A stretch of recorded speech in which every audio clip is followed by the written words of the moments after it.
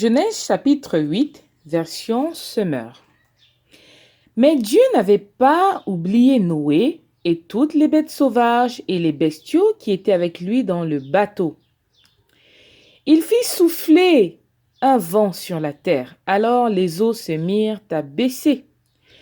Les sources des eaux souterraines et les écluses du ciel se refermèrent. La pluie cessa de tomber.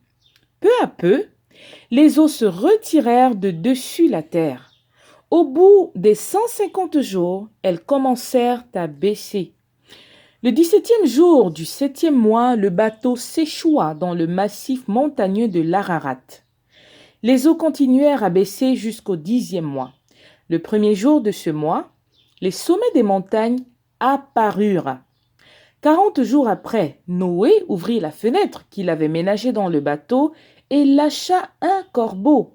Celui-ci s'envola. Il revint bientôt et repartit à plusieurs reprises jusqu'à ce que les eaux se soient résorbées sur la terre. Puis, Noé lâcha une colombe pour savoir si les eaux avaient baissé sur la terre. Mais n'ayant pas trouvé de perchoir, elle revint vers lui dans le bateau, car toute la terre était encore inondée.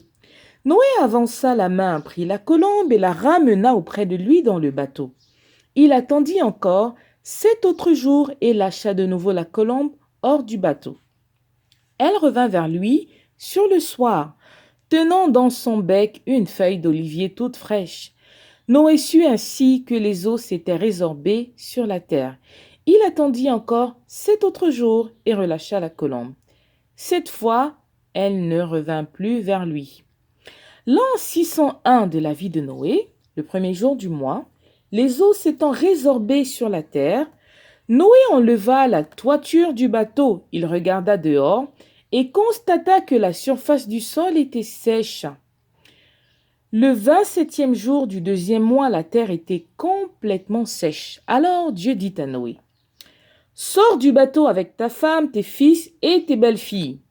Fais sortir aussi tous les animaux qui sont avec toi, les oiseaux, les bestiaux et les bêtes qui se meuvent à ras de terre, qu'ils se répandent sur la terre et qu'ils s'y reproduisent et s'y multiplient. » Noé sortit avec ses fils, sa femme et ses belles-filles. Tous les animaux, les bêtes qui se meuvent à ras de terre et les oiseaux, tous les êtres qui remuent sur la terre sortirent du bateau par famille. Noé construisit un autel pour l'Éternel.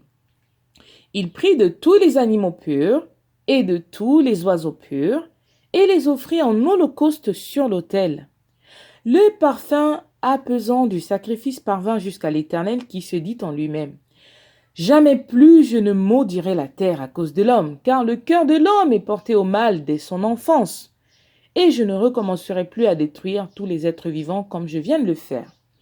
Aussi longtemps que la terre subsistera, semailles et moissons, froid et chaleur, été, hiver, et jour et nuit ne cesseront jamais. »